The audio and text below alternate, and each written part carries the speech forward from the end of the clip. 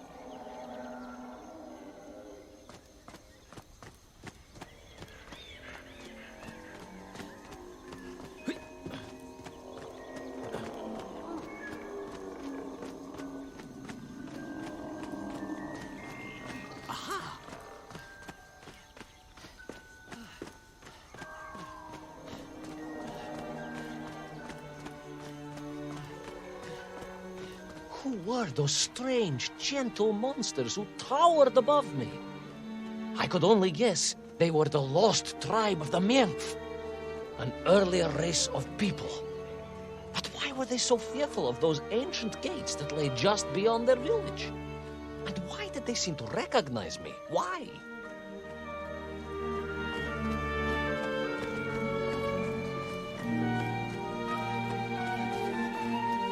Yes, I'm also wondering why. No, a как же, General? Who was I to question such things? Trapped as I was deep underground. I was more curious, I must admit, about the location of little Orpheus.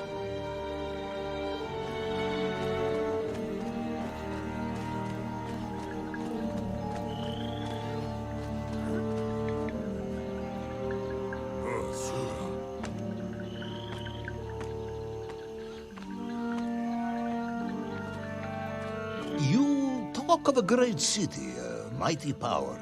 Yet your nymph squatted like savages in huts at its boundary. They did. And the answer to that mystery lay beyond my grasp at that point. Because it was a wonder, it truly was.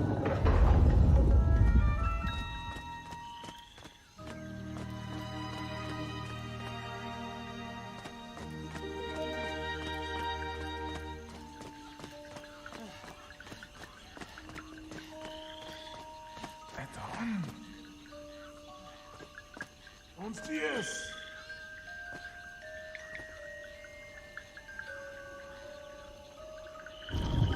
Orpheus! Orpheus!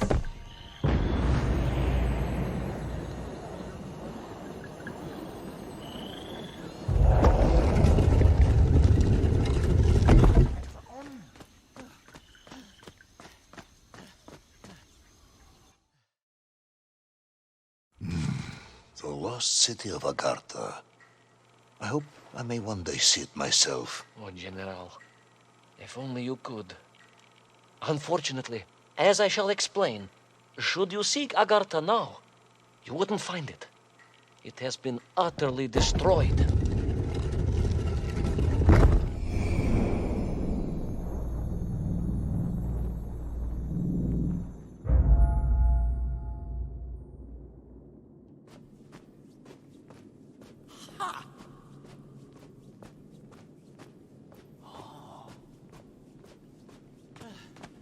Utterly destroyed? Utterly, General, a tragic loss. A convenient loss. I imagine archaeologists weeping as I tell you. But most importantly, before we continue, you must understand one crucial fact about its destruction. Which is? It wasn't my fault.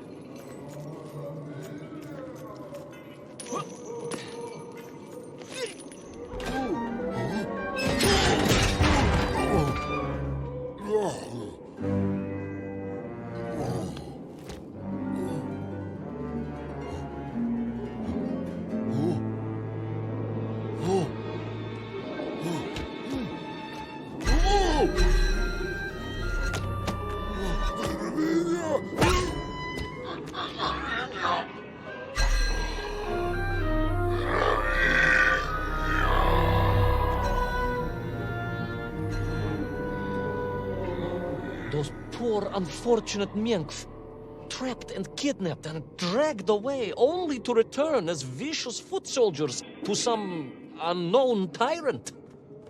And yet, there was something familiar about the shtukovna they were forced to wear on their heads, which I was sure were being used to control and enslave them. And what was that? General, it curiously resembled the radio sets I used to tinker with as a child. Radio sets. It was very curious. It was very curious. It was extremely curious.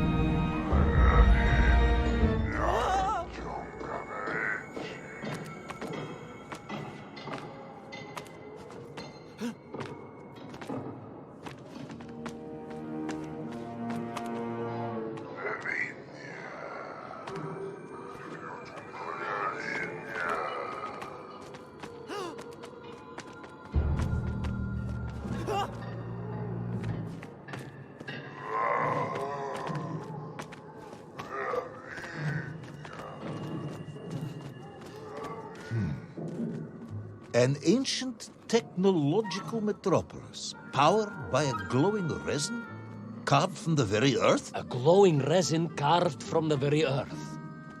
Do you see, General? I fear you are about to enlighten me.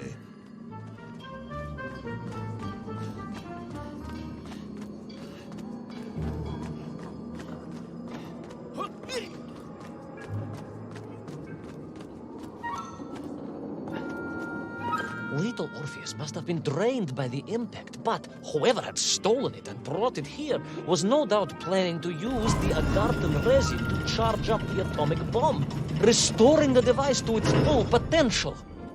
What sort of man would come up with such a monstrously reckless scheme? Perhaps the type of man who has such limited understanding of atomic energy that he thinks an ancient metropolis can be powered by shiny marbles.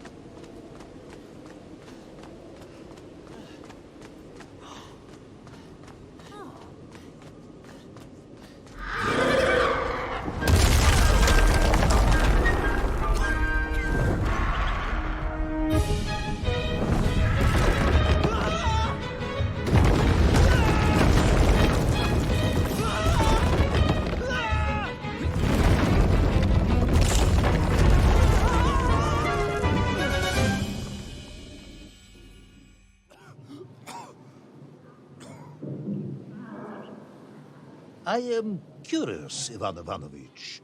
You talk and talk about this great subterranean city.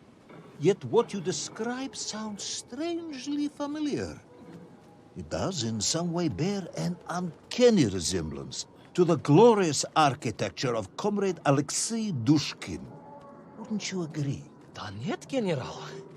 I have never heard of this great Tavarish Dushkin or his works. Interesting. Because you were photographed on the steps of his marvelous Vysotka na Krasnich Varotach, shaking hands with the Glavny Constructor. That was the chief designer? The sweaty little fat man with the bad hearing? Mind your mouth, Ivan Ivanovich. And don't think you can distract me by slandering one of the great visionaries of our time. Without him, neither of us would be sitting here now. Must remember to thank him for that, General.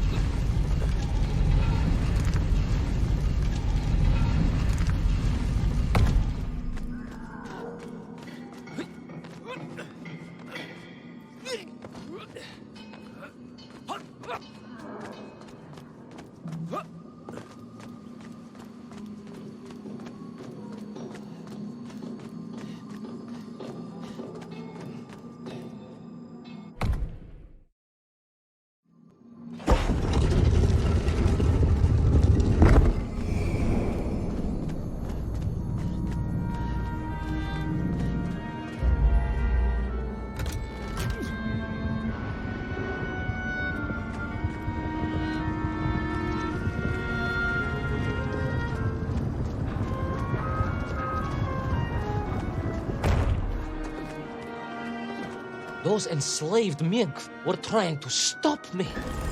I was sure of that now. I find myself sympathizing with him, I must admit. No, General, then I have failed to win you over. Uh-huh. A point of agreement at last.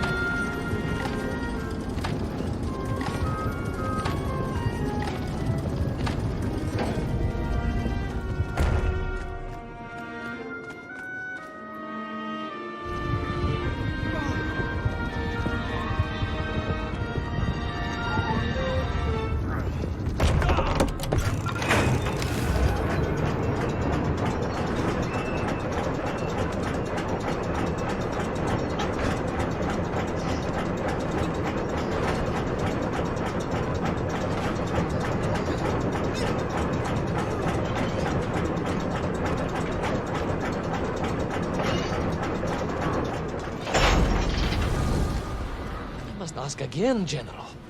Are you mocking me? That would be unprofessional, comrade. I will try harder to convince you then. It is, after all, a cautionary tale of unleashed tyranny. It is a cautionary tale of unleashed idiocy.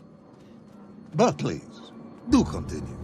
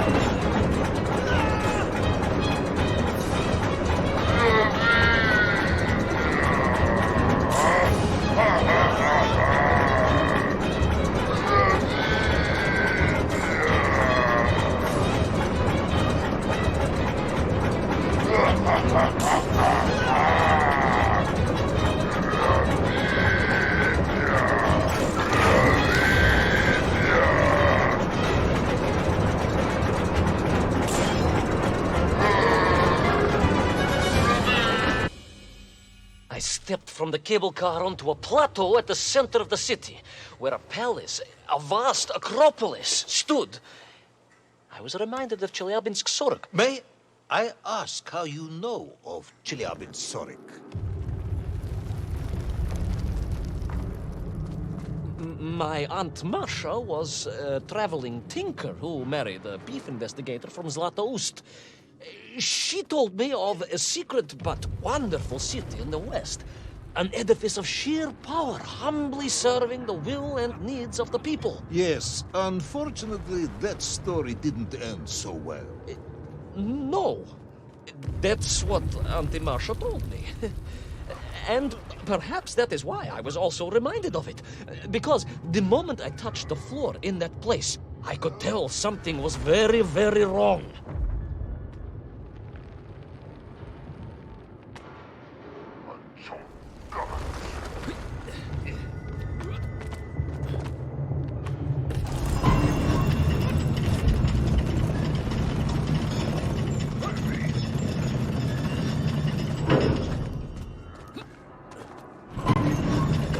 Began to shake alarmingly, and the whole city felt as if it was shuddering.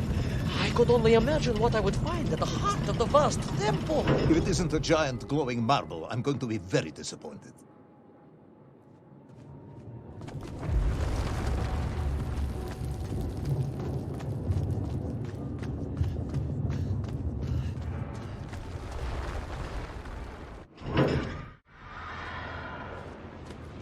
A huge resin sphere that overshadowed all of the others. I caught glimpses through the twisted architecture.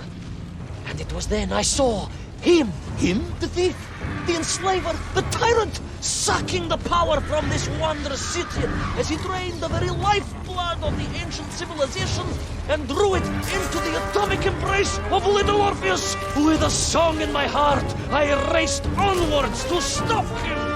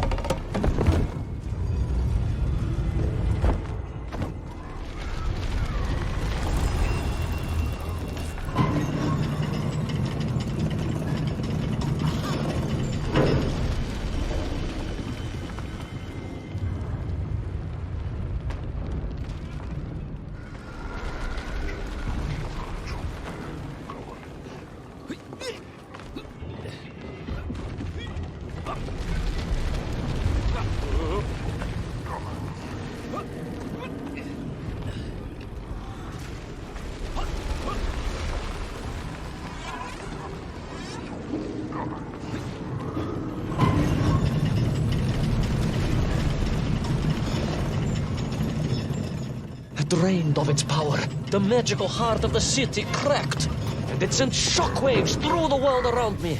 A true monster general, willing to bring down the mountain itself upon Agartha and bury it forever in his ruthless scheme.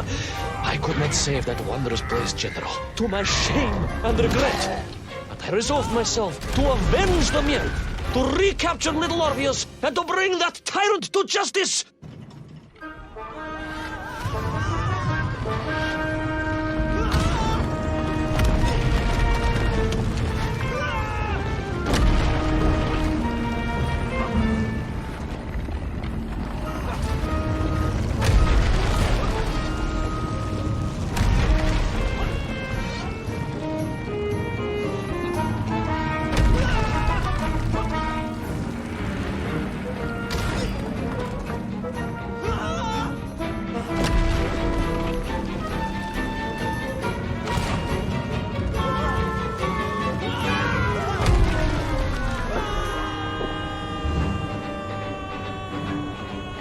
Will our plucky yet careless hero fall forever through those unknown skies? Will he discover the identity of the brutal thief commanding the army of the Menk? What chance does he have of ever returning to his beloved homeland? How long can the general's patience last? All of these questions and more will definitely be answered in the next exciting episode of Little Orpheus!